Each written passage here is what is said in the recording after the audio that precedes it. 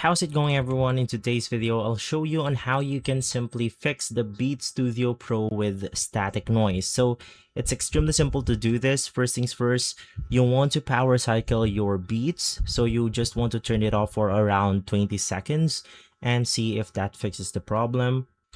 Right after, you want to check for physical damages. So if you're using something like the wired connection or something similar, just go ahead and check whether your wires are fully intact and without any damages. And the next thing that you want to do is to just simply unpair the headset itself.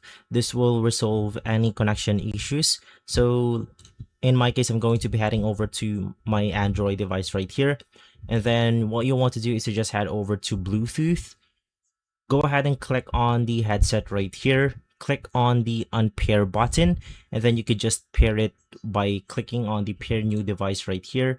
And then simply right after, you will be able to connect it with a new connection on your mobile devices. That could simply fix the static problem.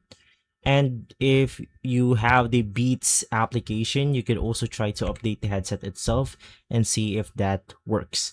If this video has been helpful, leave a like, subscribe, and follow us for more videos like this. Thanks for watching.